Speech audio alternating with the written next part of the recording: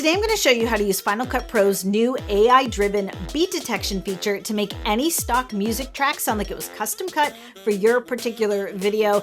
I love this new feature. Let's just dive right in. So let's take a look at this timeline here. I've got my video pretty well cut together, but you can see that my music track sticks out further than my video. So what you might be used to doing is trimming your audio and fading it out. But I'm going to show you how to preserve the intro of your music track and the sting out, but cut out the center so it sounds seamless and times out perfectly to the length of your video. This is the way more professional way to edit music for your videos. And I did show you how to do this in a previous tutorial, but back then we used to have to use markers. With the new beat detection feature in Final Cut Pro, we can do this much faster and with much more accuracy. So this is a huge upgrade for all of us. So the first thing we want to do is enable beat detection. So I'm going to select my music cut, right click and select enable beat detection. And then I get all these new vertical lines in my timeline. Let me show you what they mean. The official name for these lines is the beat grid. These big, thick lines indicate sort of a change in the arrangement of the music. And if we zoom in tighter, you can see I have an array of solid colored lines and these dotted lines. The solid thin lines indicate our downbeats in our measures, and the dotted lines indicate beats 2, 3, and 4 in our measures. If you know anything about music, you probably know that most music is written with 4 beats per measure, and the bigger beats are usually beat 1.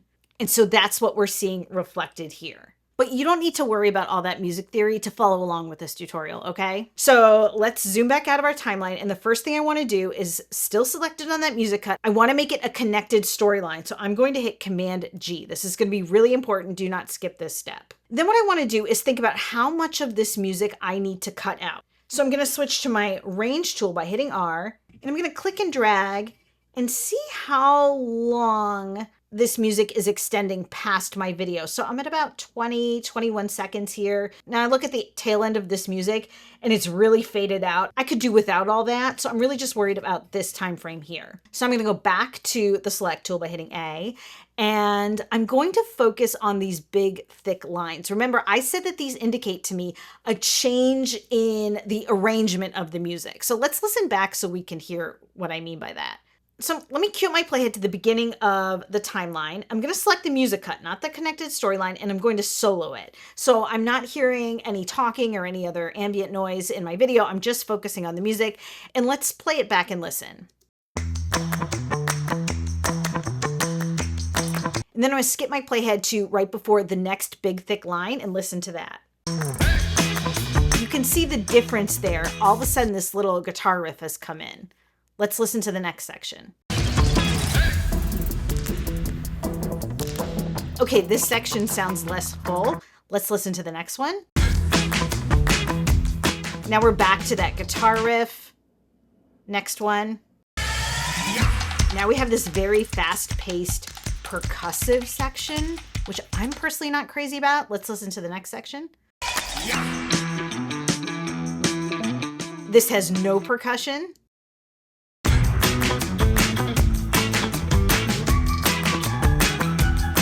And this section has some whistling in it. I think I've identified the part of this music track that I want to trim out because I don't like it.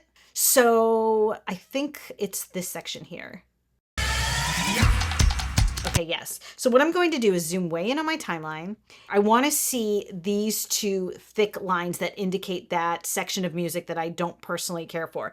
I'm going to hit the B key and I'm going to split right at that big thick line. You want to make sure you have snapping enabled right here at the top of your timeline. That's going to make your mouse snap right to these points so you want to cut to. And then I'm going to enable my select tool again by hitting A. And I'm going to grab that edge of that music cut and I'm going to bring it right to that next thick line. Right there.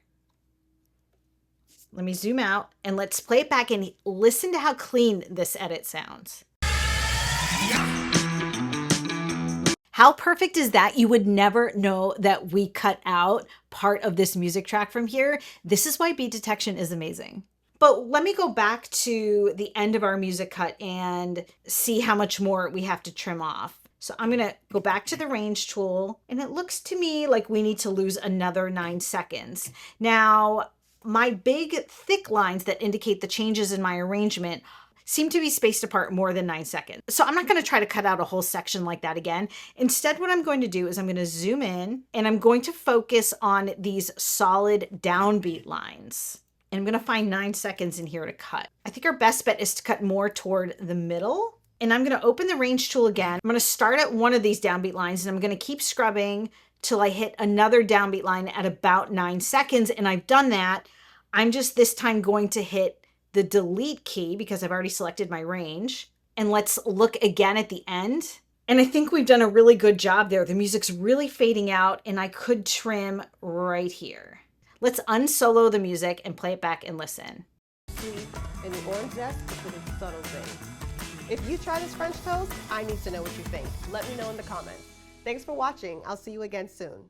Okay, I do think that the music ends a little sooner than I would like it to. So what I would like to do is shift my music just a little bit, one measure. So you can see I've got my cut mark here, and it's perfectly aligned with this downbeat. What I want to do is make a slip edit with my trim tool. So I'm going to hit T. I'm going to position my cursor over the center of that music cut, hold down my mouse button, and I'm going to slide this section of the music cut to my right.